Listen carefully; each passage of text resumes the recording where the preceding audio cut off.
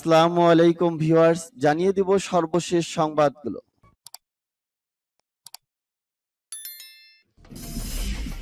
সংবাদের শুরুতেই জানিয়ে দিব সংবাদ শিরোনাম। দুই কোরিয়ার মধ্যে উত্তেজনা চরমে, আবারও ক্ষেপণাস্ত্র ছুড়ল পিয়ংইয়াং। সাবমেরিন থেকে ব্যালিস্টিক ক্ষেপণাস্ত্রের পরীক্ষা ভারতের।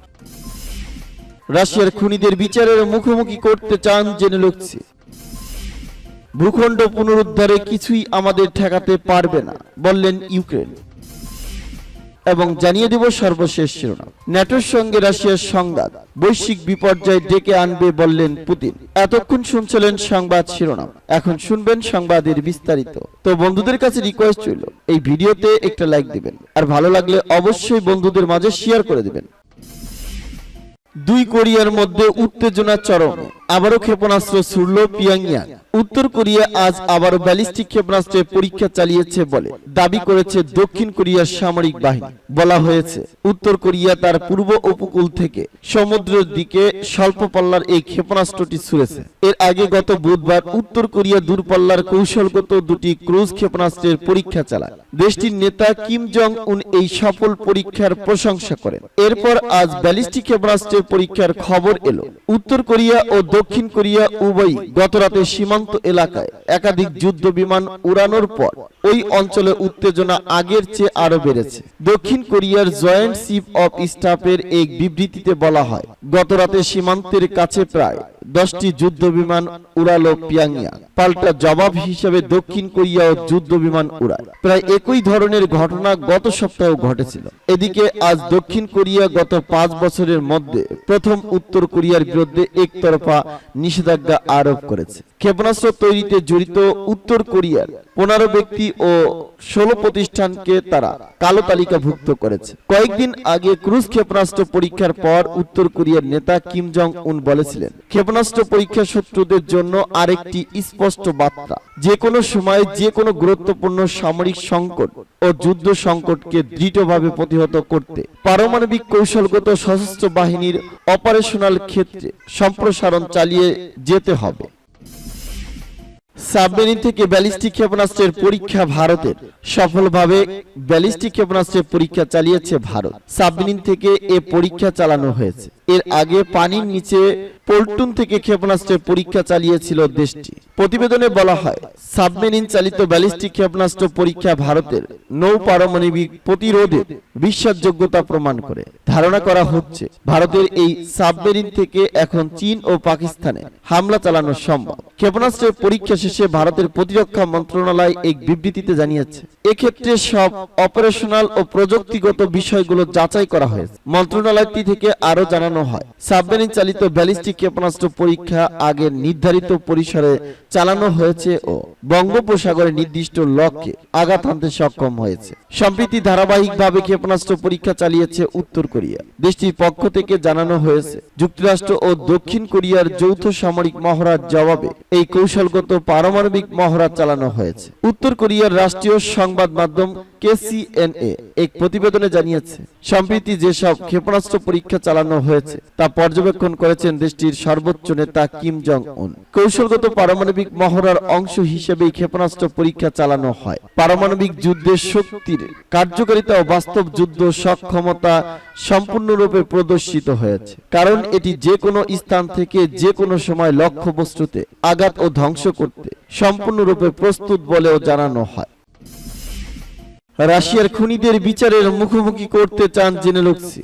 ইউক্রেনে সামরিক অভিযান চালানো রাশিয়ার খুনিদের বিচারের মুখোমুখি করতে চান দেশটির প্রেসিডেন্ট ভলোদিমির জেলেনস্কি। বৃহস্পতিবার parliamentary assembly of the council of Europe এক সভায় তিনি সেই আবেদন তুলে ধরেন। এদিন ওই সভায় ভিডিও কনফারেন্সের মাধ্যমে বক্তব্য দেন জেলেনস্কি। বক্তব্যে রাশিয়ার খুনি ও নির্যাতনকারীদের শাস্তি দেওয়ার উপর জোর দেন তিনি। একই সঙ্গে রুশ বাহিনী নতুন করে হামলার বিরুদ্ধে লড়াইয়ের জন্য আরো বিমান প্রতিরক্ষা ব্যবস্থা সরবরাহের আবেদন জানান। জেলেনস্কি বলেন, ইউরোপে স্থায়ী শান্তি নিশ্চিত করার জন্য অপরাধীদের আইনের আওতায় আনা জরুরি। তিনি আরো বলেন, রাশিয়াকে আগ্রাসী রাষ্ট্র হিসেবে রাশিয়ান খুনি ও নির্যাতনকারী প্রত্যেককেই এই যুদ্ধের সমস্ত অপরাধের জন্য, সন্ত্রাসের প্রতিটি ঘটনার জন্য জবাবদিহি করতে আমাদের অবশ্যই সংলাপ চালিয়ে যেতে হবে। জেলেনস্কি আরো বলেন, যখন এই আইনি প্রক্রিয়াগুলো প্রতিষ্ঠিত ও কার্যকর হবে, এটা দীর্ঘমেয়াদী শান্তির নিশ্চয়তায় অন্যতম শক্তিশালী একটি প্রক্রিয়া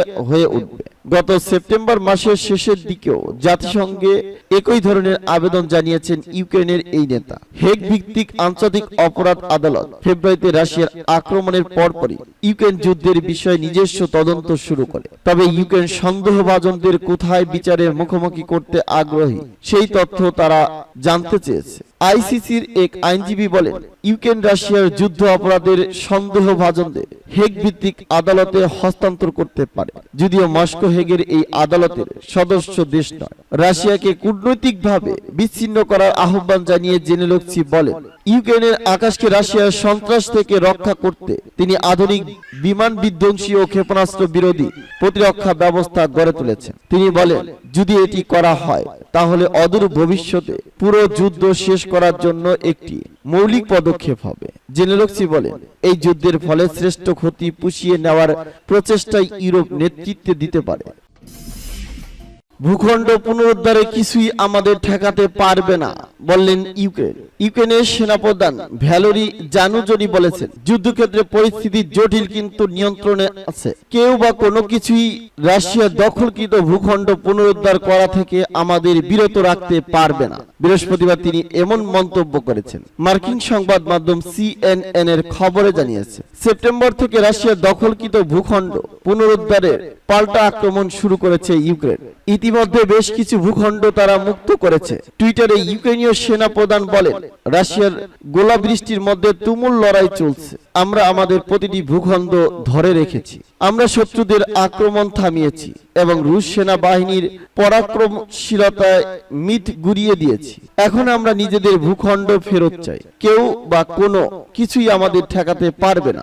জালুজনি বলে, গত বসন্তে ইতিমধ্যে বিশ্ব ইতিহাসের অংশ হয়ে গেছে। তিনি আর বলেন, আমরা শক্তিশালী শত্রুর আক্রমণ ঠেকিয়ে দিয়েছি।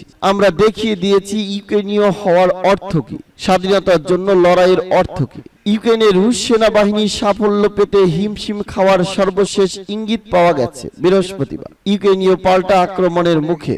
ওই দিন মস্কো বলছে, দক্ষিণাঞ্চলীয় খেরসন সহ অন্যান্য দখলকৃত এলাকা থেকে বাসিন্দাদের সরে যেতে রুশ সেনারা সহযোগিতা করবে। ন্যাটোর সঙ্গে রাশিয়ার সংঘাত বৈশ্বিক বিপর্যয় ডেকে আনবে বললেন পুতিন। রাশিয়ার প্রেসিডেন্ট ভ্লাদিমির পুতিন বলেছেন, পশ্চিমাদের সামরিক জোট ন্যাটোর সেনাদের সঙ্গে রাশিয়ার যে কোনো প্রত্যক্ষ সংঘর্ষ বৈশ্বিক ডেকে আনবে। শুক্রবার কাজাখস্তানের রাজধানী আস্তানায় এক সংবাদ সম্মেলনে তিনি এই বক্তব্য রাখেন। কাতার ভিত্তিক সংবাদ মাধ্যম আল জাজিরা এই খবর জানিয়েছে। রুশ প্রেসিডেন্ট বলেন, আমি আশা করি যা এমন কথা বলছেন তারা এমন পদক্ষেপ না নেওয়ার মতো বুদ্ধিমান হবে। ইউক্রেন সংঘর্ষের জন্য কোনো অনুশোচনা বোধ করছেন কিনা জানতে চাইলে পুতিন জবাবে বলেন, না, রাশিয়া সঠিক কাজ করছে। রাশিয়ায় নতুন করে সমাবেশের কোনো পরিকল্পনা নেই বলেও উল্লেখ করেছেন পুতিন। তিনি বলেছেন, আগামী 2 সপ্তাহের মধ্যে আংশিক সেনা সমাবেশের আওতায় 3 লাখ সেনা নিয়োগ চূড়ান্ত হবে। রাশিয়ার প্রতিরক্ষা মন্ত্রণালয় জানিয়েছে, ঘোষণার পর হতে এখন পর্যন্ত 2,22,000 রিজার্ভ সেনাকে সেনাবাহিনীতে নিয়োগ দেওয়ার বিষয়ে চূড়ান্ত হয়েছে। 33,000 ইতিমধ্যে সামরিক ইউনিটে অন্তর্ভুক্ত আছে এবং ইউক্রেনের অভিযানে যুক্ত আছে 16,000। পুতিন বলেছেন, ইউক্রেনের বিরুদ্ধে আপাতত বড় ধরনের আক্রমণের পরিকল্পনা নেই রাশিয়ার। তার কথায়, এখন বড় হামলার প্রয়োজন নেই, অন্যান্য কাজ রয়েছে। এরপর তা স্পষ্ট হবে। ইউক্রেনকে ধ্বংস করা রাশিয়ার লক্ষ্য নয়। পুতিন আরো বলেছেন, কৃষ্ণ সাগরে ইউক্রেনীয় খাদ্যশস্য রপ্তানির মানবিক করিডোর বন্ধ করা উচিত যদি দেশটি সন্ত্রাসী কার্যক্রম অব্যাহত রাখে।